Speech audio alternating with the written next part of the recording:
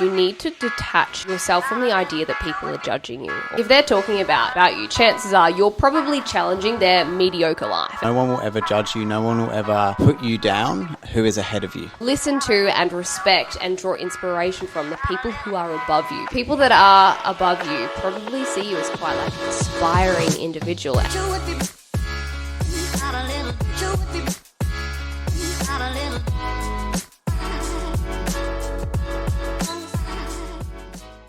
Hello and welcome back to another episode of the Coaching Society podcast.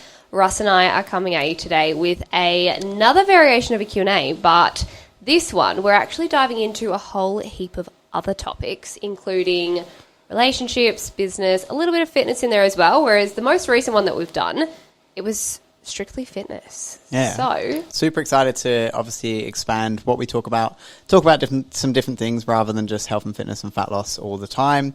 And next week's episode, just a heads up, we will be going through a bit of a Bali recap. So we actually fly to Bali tomorrow. You'll be listening to this in the future sometime in like 2 or 3 weeks.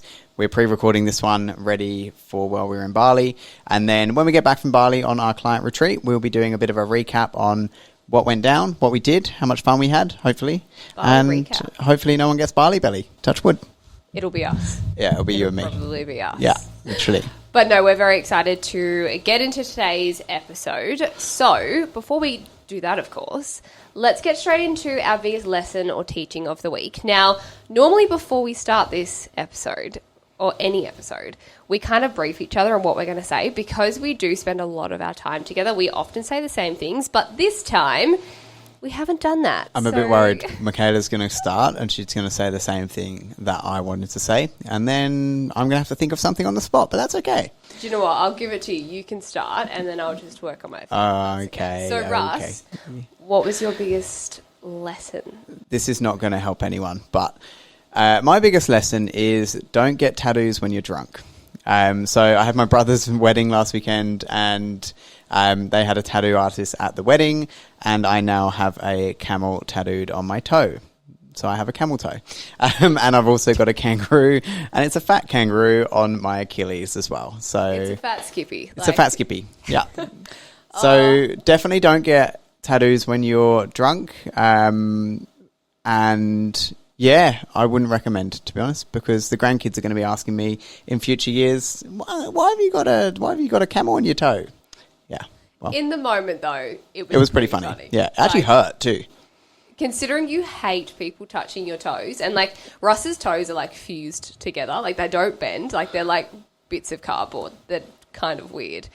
If anyone saw my Instagram story of the actual tattoo, it's pretty funny. It won't be the only time it's shown. I'm sure over in Bali people will be taking photos. Yeah, so. But anyway, his toes don't bend. He hates people touching them, and he is petrified of needles. Like so scared. I forgot that like a tattoo is needles. So I was laying on the bed watching everyone else get tattooed, but I just thought it was, I don't know, I was a bit drunk. And then I was like, yeah, cool, I'll get tattoos, whatever, no worries. And then I laid on the bed and I'm like, oh, fuck, I'm here. I'm doing this. Oh, my goodness. And then, yeah, it hurt. It was a needle. And I'm like, shit, this isn't good. But we got through. If anyone wants to see the video, please feel free to DM me. Actually, I might even put it in the clients-only Facebook group. That's a good idea. For everyone to see it. Yeah. It is hilarious. Like, he's honestly 25 beers deep. Like, it was not with it. But anyway, that's a good lesson. Don't get tattoos when you're drunk. Yeah. Can say safely, I did not get a tattoo. Yeah, you were the only one at the whole wedding who didn't, and you're probably the only one at the whole wedding not regretting their tattoos. Oh yeah, P.S. by the way, a guy who I'd only met 1 week before, who was on my brother's bucks, I've only met him twice, got Rusty tattooed on him, which I drew by hand with a biro, and 25 beers deep. And then the tattoo artist tattooed Rusty onto him. So that was also probably a regret from his end, but not from my end. I'm not worried. We've also discovered, this is a really long intro, but we've also discovered that Russ's like alter ego that comes out when he's drunk, he's called Rusty, and if Rusty ever comes out, run for the hills. Like, it's not good. Yeah. Sorry if anyone's ever met Rusty or ever meets Rusty in the future, but Apologies. Anyway, my lesson, my teaching, it's very different to that. So I'm glad we're on different pages for the first time ever. That's good. But this week, I was given an opportunity that I was so close to backing out of. So now it's the 9th of March. Yesterday was International Women's Day, and I love this day of the year. Like, it means so much to me, means so much to all of the women in my life, and I love to celebrate it. Now, the morning of this particular day, I was training in the gym, and then I got a call from a client of ours who runs a heap of events at one of the Rich River Golf Club, which is like a local golf club to where we live. And she's like, hey, really random question, but can you give me a call back? I was wondering if you would be a keynote speaker or present at the International Women's Day event in 3 hours. And I was like, what? Like, I don't hate public speaking, but I wouldn't say I do it with ease. Like, I'm a very anxious gal, so it takes a lot to be able to do it. But then having 3 hours notice, considering I'm such like I prepare everything down to a T. I had no time to organise myself, what I was saying, nothing. And I went up to Russ in the gym and I was like, do I do it? Like, oh my gosh. And he's like, of course you're going to do it. Why are you even thinking about not doing it? Like, you are doing it. And I was like, I'm doing it. So I said yes. And then fast forward 3 hours, I got everything together and I was on stage in front of, 100? I reckon there's about 100, yeah.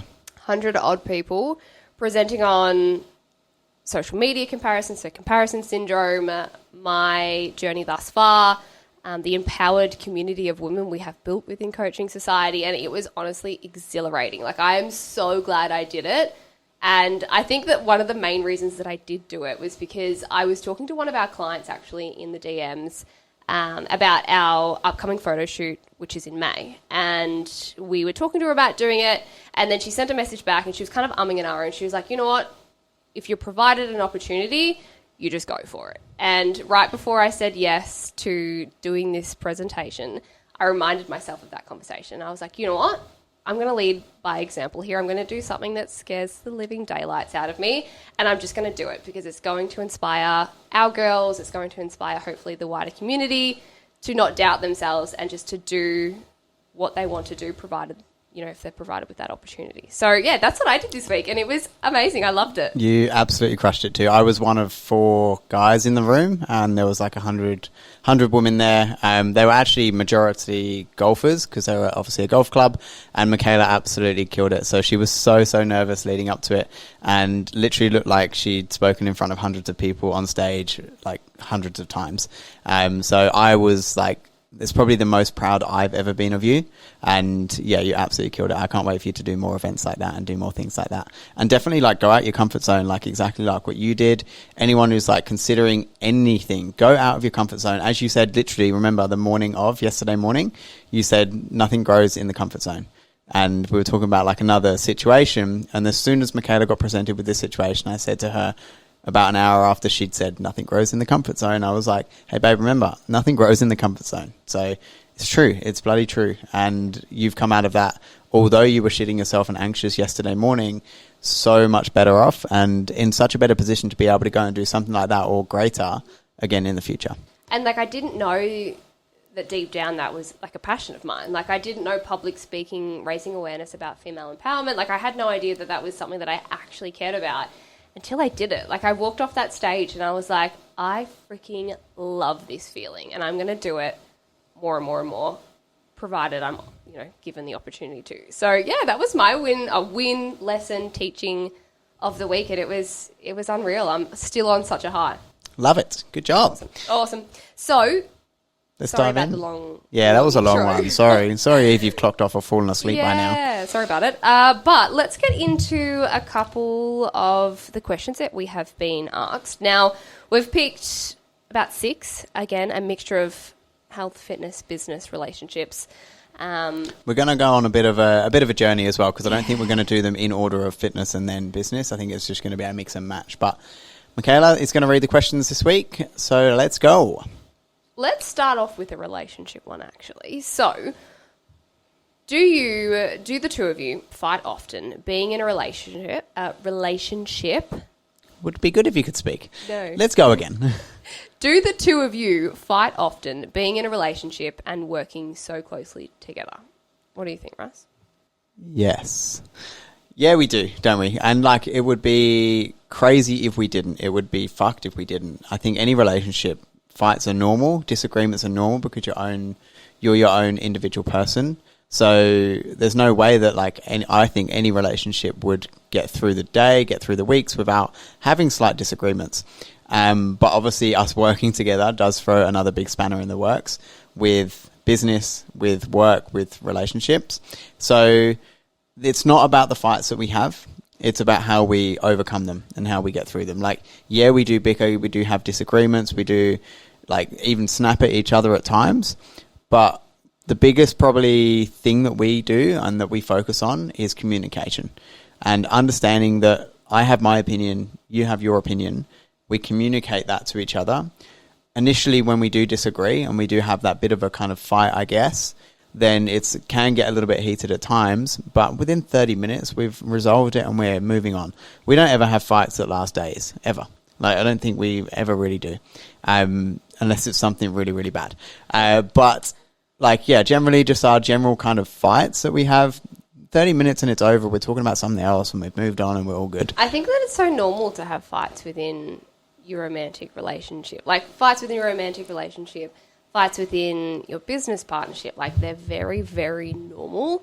So, yeah, 100%. We argue just as much as anyone else does. But Russ is 100% right. What we probably excel in is our communication. We are excellent at resolving conflict. We do it for a living, pretty much. So literally, we are problem solvers. That is our actual jobs. Yeah. So I think together we do problem solve quite well. I think one thing that is very, very difficult running a business with your partner is when we have a business disagreement and we argue like it's a relationship issue, because we do that quite a lot. We argue because the way that sometimes we disagree and fight and argue about something in the business wouldn't be the way that you would ordinarily argue with a business partner, because we're partners in relationship. We argue in a very different way, even if it is about business, but we very quickly resolve that. And I think as well as that, in business as well, and probably in life too, you and I are quite different. We have different ideas. We have different mindsets around things. So we know that. We understand that. We understand that you have your opinion, I have my opinion. You have your way of doing things, I have my way of doing things. And so far, mixing the two of those ways seems to be working pretty well. So we always kind of find a compromise and find a resolution so that both my opinion, your opinion, my idea, your idea, we can make it work. Yeah, listen to and then made work. Yeah, 100%. Definitely. But yeah, if you're looking into our relationship thinking that we never fight. We do. Oh, we do. We very do. I'm a very, very hot-headed person. So any minor thing, I'm set off like a rocket. So yeah. And I'll be the one to come and apologise first, 100%. Oh, not every time. Not every time. Sometimes, every time. Yeah. I do apologise to our operations manager though, Cherie. Cherie is a good, also not just our operations manager, she's one of our best friends as well. So when we get on a Zoom call, and Michaela and I, we're in different Zoom rooms, there's 3 of us there. Michaela and I often forget that Cherie's actually there, and we'll be having a disagreement live on a Zoom call, and she often just goes, should we just park this for a couple of days and speak about this soon? Or you're still there, babe. Yeah. There's a bit to unpack here, and I'm there is. So Cherie, you can go off and do your little bits, and then Michaela and I are going to have a little chat. Yeah. Anyway, but we get through it. I think we come out pretty well. We're still here, which is great.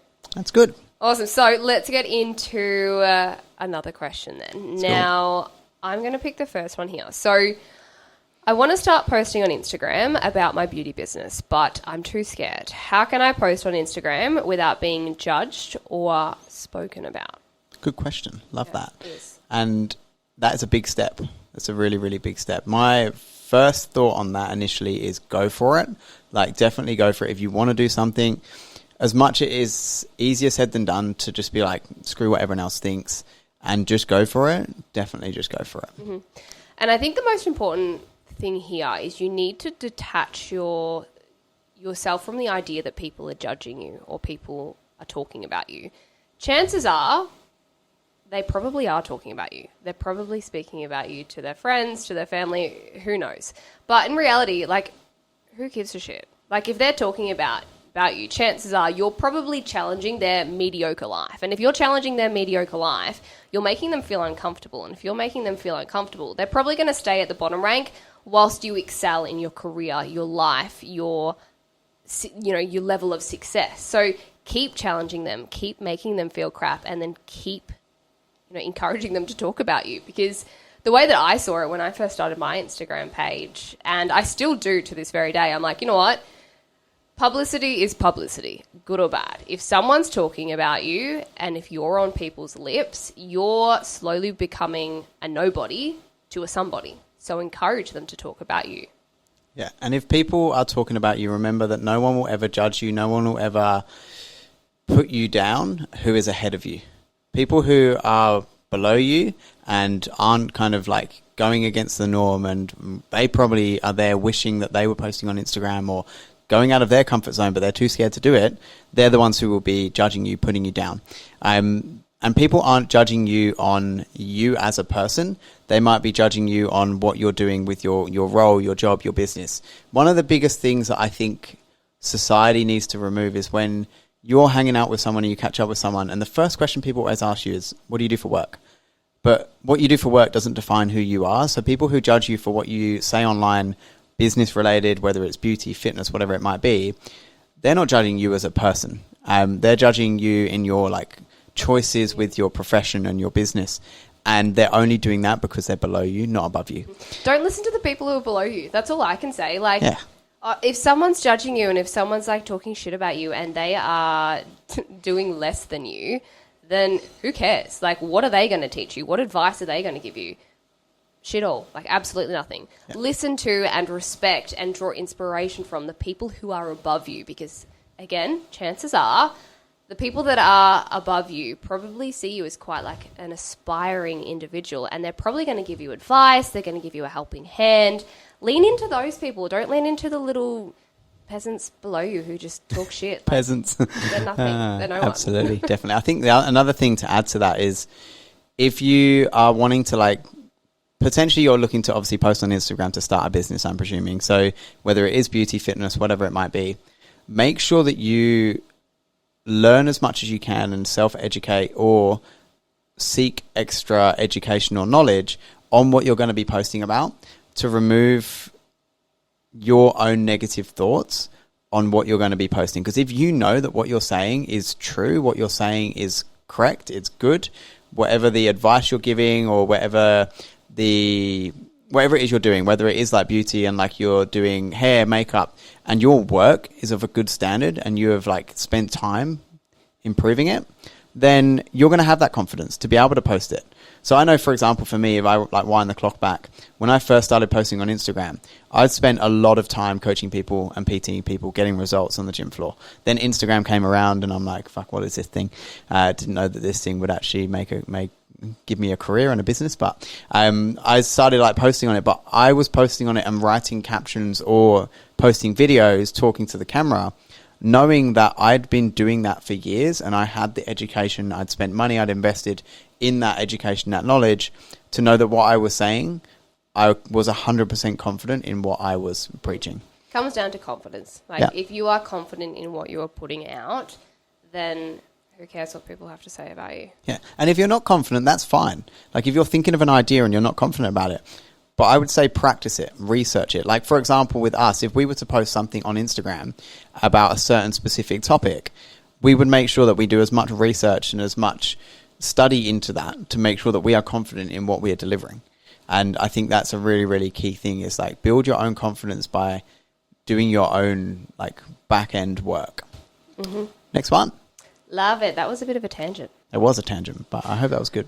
Amazing. Number 3, I think we're up to. I've got no idea how many we're up to.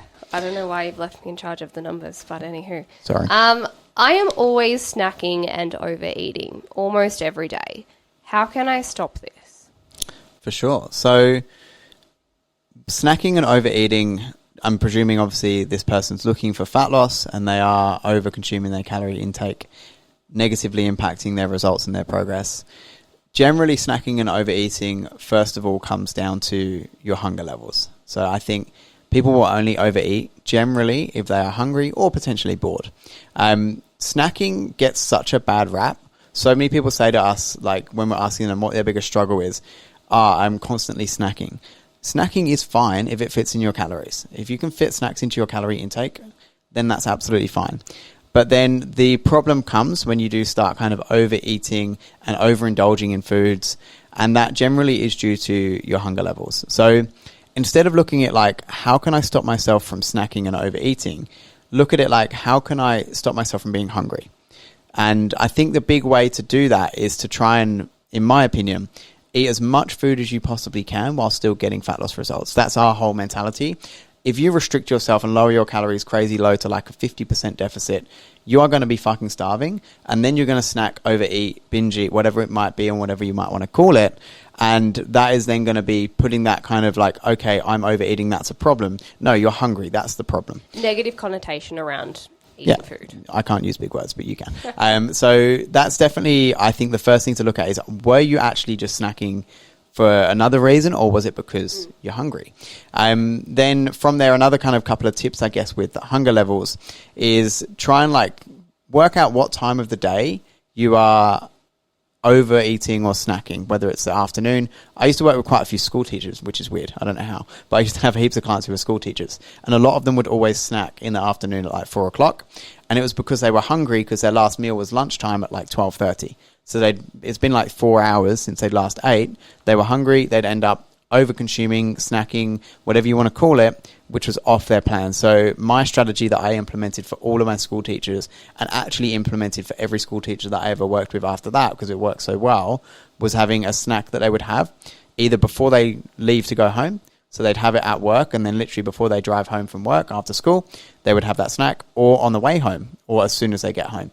So that snack fits into their day rather than it kind of causing overeating. Absolutely. I think that the way that I would look at this is overconsumption without merit comes down to a lack of awareness. If you aren't aware of how you're feeling or the emotions that you're experiencing due to X, Y, and Z, for example, it might be stress, it might be anxiety, it might be some certain trigger, and you don't know how to handle it, and you take it out on the pantry, if you take it out on the food, then of course that's going to happen again and again and again.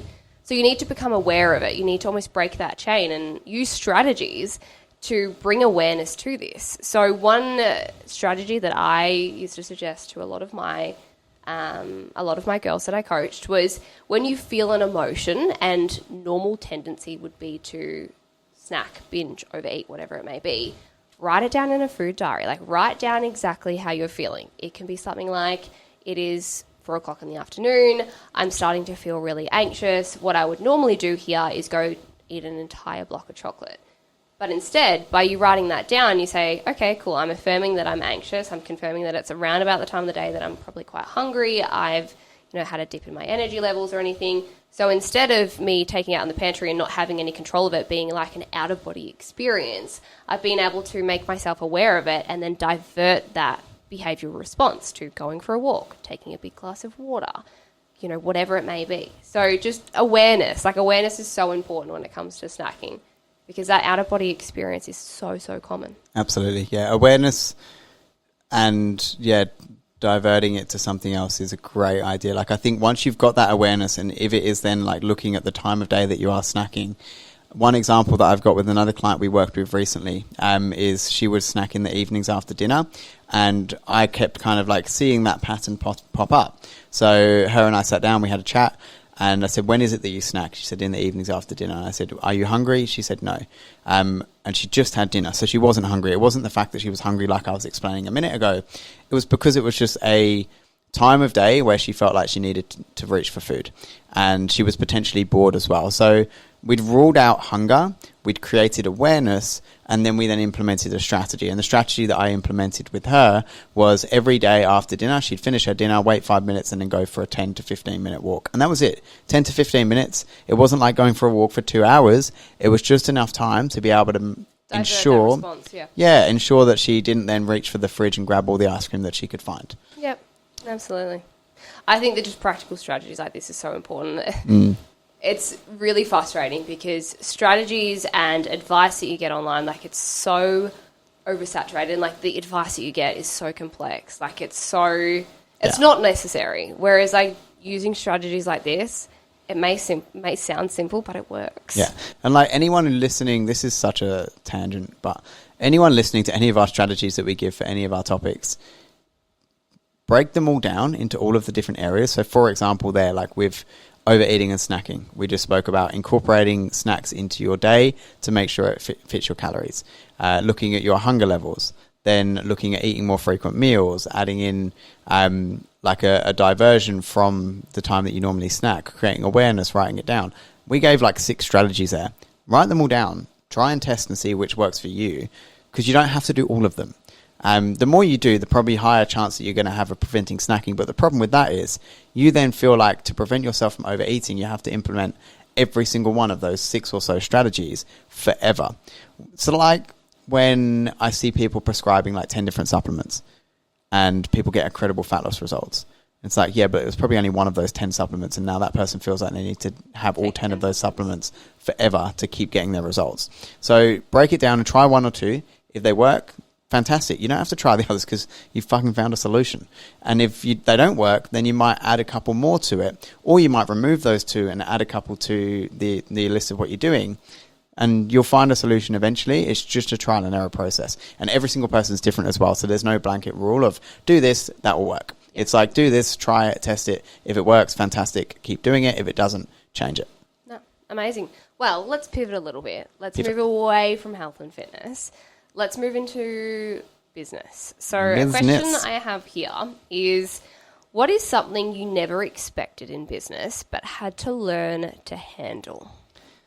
Yes, this one was a bitter pill to swallow for me, that I can't do everything. For me, this is my personal kind of biggest learning curve, I reckon, over the many, many years. No, I'm joking, it's only like 3 years. Over the 3 years of business is I can't do everything, and that's for multiple reasons.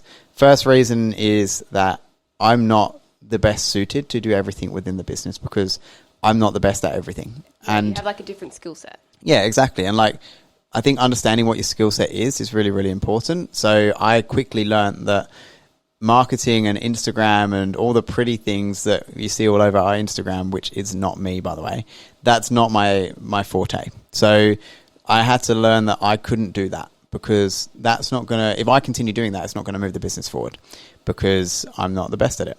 Second thing is that I can't do everything because I don't have enough time.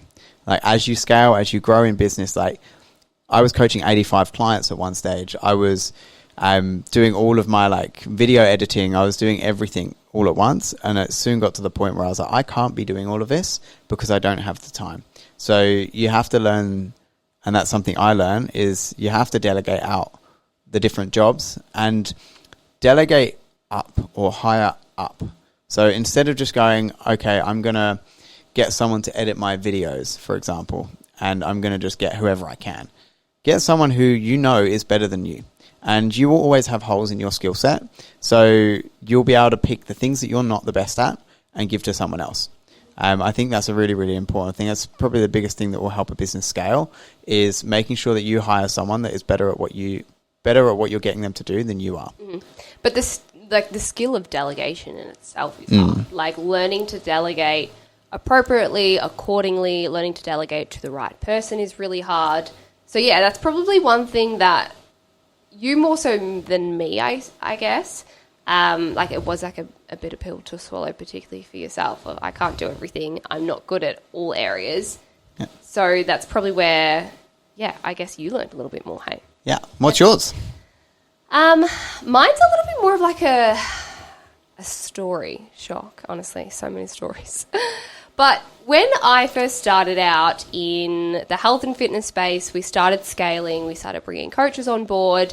Our client numbers like got over 100 or whatever they were at that given time. Like I was thriving in this whole, I hate to say it, but like influencer world. Like I was influencing. I was like being an inspiration to so many women, and I loved it. I still do love it. Like it's the favorite part of my job. But for me, as as we grew, as we became more and more well known, as I stepped into my role of the, I say quote unquote, face of the business, I started to put so much pressure on myself to be perfect. I would overthink everything, every Instagram post, every story that I put up, whatever I would say online, like no matter what it was, how I would coach clients, it was like a vicious cycle of perfectionism. So I think for me, the biggest hurdle that I didn't expect to come up was for me to go down that slippery slope of perfectionism and then pull myself back to still be influencing people's lives, to still be like a greater inspiration, but to not be so hard on myself and let like the raw vulnerable side of me come out, because that's probably where people are going to almost like, I guess, feel more a connection to. Yeah, I think that's your superpower, is like showing your vulnerability and showing that you're a human being. And I think that for you, I've seen it. I've watched that whole process of you getting to the point where you are like influencing. And we say influencing like we haven't got hundreds of thousands of followers. You don't have to have hundreds of thousands of followers to influence people. You could influence people at a greater degree on a smaller scale, which is exactly, I think, what we're doing and what you're doing in particular, and you have done. And I think I watched you get to that point where the numbers did increase more and more, so you had more eyes on you, which made you feel like you had to be even more perfect because more people were judging you. And that's something you've overcome really, really well, and you've seen it as well with the fact that you influence people by showing them that you're a human and that they know then that you're human, they're human too, and yeah, they can relate to that. They can relate to all the struggles that you might go through, all the wins that you have, that you're celebrating your own success. And they're like, fuck, if she's celebrating that, look at her. Like, I look up to her and she's celebrating this small little win. Like, I can celebrate that too. So, yeah. For sure. Cool. For sure. So, I think we're up to our final question. I have no idea. You're in charge. You're running this show. I don't know why I'm doing this. Cool. So, let's wrap this up then with this question. So, I have been in a calorie deficit for 3 weeks now, but I'm not seeing any results. What am I doing wrong? Ooh, so we could go down the path of, there might be some underlying issues, gut health, your cycle, whatever it might be.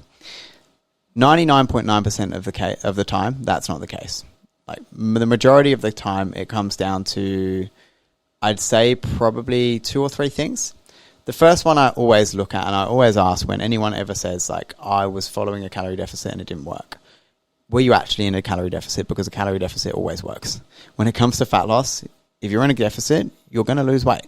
So you probably weren't in a calorie deficit. And that's not me shaming you for that or shaming your thought around what a calorie deficit was.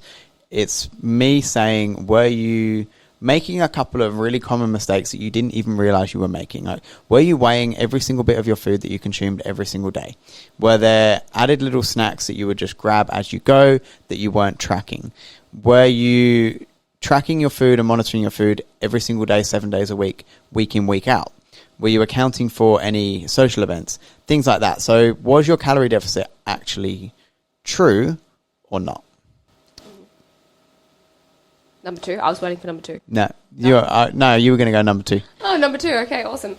Number 2 would probably be, is your calorie deficit like aggressive enough? Yep. Like, are you in enough of a calorie deficit? I love that you looked at me and I looked at you and I was like, fuck. Come on, talk. No. Yeah, sometimes like I feel like we're telepathic. Yeah, we do. We think that. Yeah, we think the same, which is fucked. Yeah, anyway. We spend too much time together. That's what it is. Yeah. Is your deficit aggressive enough? Like, have you put yourself in an aggressive enough deficit to actually see positive adaptations to your physique?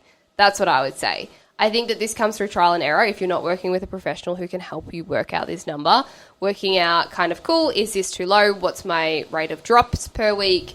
How's my body responding? What's my biometrics doing? And then if it isn't, can I taper it down a little bit more and a little bit more and a little bit more? There's only one issue with doing that, however, and I call it the slippery slope of going less and less and less and less to the point where you're under eating substantially and then your entire health kicks back. That's where things like your recovery plummets, your sleep plummets. For most women, their body fat percentage gets that low that they lose their periods.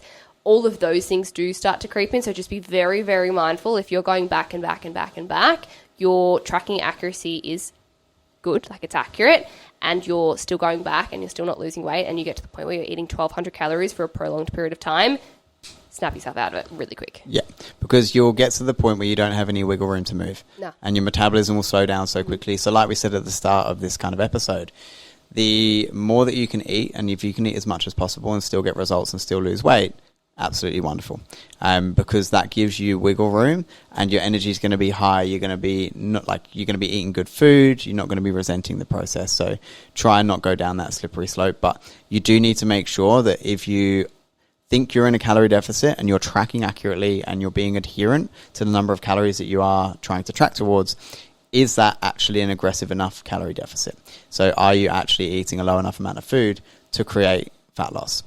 And I think another really key thing to look at with this whole question when it comes to your calorie deficit, like, have you given it enough time? So if you're tracking accurately and it is aggressive enough with your calorie deficit and the amount that you're actually eating, have you given it enough time? Because the question asks for 3 weeks. Yes, you'll probably lose weight in 3 weeks. Like, you could lose a decent amount of weight in 3 weeks. But if you've got social events, if you've got a social life, if you're a female and you've got a cycle, like, you are going to have other things that you may need to just give it a little bit more time. And I would say anywhere between like 6 and 8 weeks, if you haven't lost a decent amount of body weight in that time, you never know, like, it might plateau for 3 weeks and then all of a sudden everything clicks into place and you have a big drop of a couple of kilos in the 4th week. So tick those off in that order. Start by looking at your tracking. Is it adherent? Is it accurate? Like, see if it is those two things first. Then we want to make sure, is it aggressive enough? So if you are tracking adherently and accurately, then you can look at, okay, maybe I can drop my calories by 200 calories, let's say. Stick with that, see how that goes, and then give it time. Like, if you know you're in a calorie deficit, you know you're tracking well, you know it is aggressive enough, give it time and it will happen. Trust the process. Trust it. I honestly hate that quote so much. Yeah, I know, it's fucking wanky. Trust the process. For sure. No, I think that's all. I'm pretty sure I've covered them all. Honestly, as I've said a billion times before, I definitely have numerical dyslexia. So I don't know why I left you in charge, to be honest, of asking the questions, because we wrote those questions down and you definitely didn't ask them in the same order that they're written down on the sheet. No. Just to confuse everything. That's how my brain works, though. Like, I wish people could see inside my brain. No one wants to see inside of there. It would be absolute fucking chaos. Yeah, it's like those little, like, imagine like a firework and then it's like, just like, pew, pew, pew. That's my brain.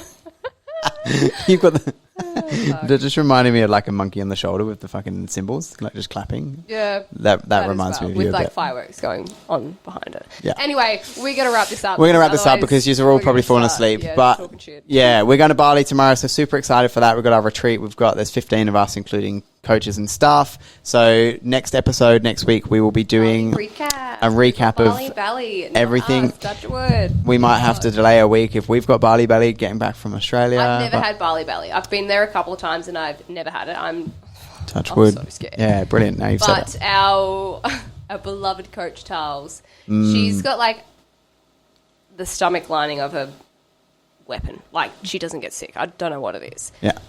What is it? The glutamine, she reckons. Yeah, she reckons it's the glutamine. It's the glutamine. Yeah. But no, she has never gotten Bali belly. She's been living in Bali for 2 months now. Like 2 or 3 months, yeah. She goes there all the time. And she messages us on Tuesday. She messages us on, that was yesterday. No, that was... She messages today's Saturday night. She messaged us on Tuesday, and we had a call on Tuesday morning at like 9 o'clock. Monkey in my head is going off. Yeah, that monkey's kicking off. We had a call at like 9 a.m. and yeah, she messaged us at like 3 hours later. She was fine on the call, saying, "Guys, yeah, I've gone downhill. I ate some chicken yesterday. I cooked it myself, but not in a good way." And then, yeah, she finally came good like Thursday, Friday, like after a couple of days of rest. Yeah, but what are the chances? Like, she's been living in Bali for a couple of months, doesn't have Bali belly, but did give herself food poisoning from uncooked chicken. Yeah, I know. Yeah. And that is why we're online coaches and not chefs. Exactly right.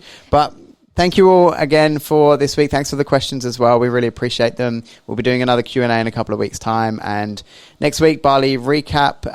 If anyone does have any questions off of what we spoke about today or resonates with what we spoke about and finds any of our solutions useful, let us know. We'd love to hear it. And that is all. Catch you next week. Bye. Cheers, guys.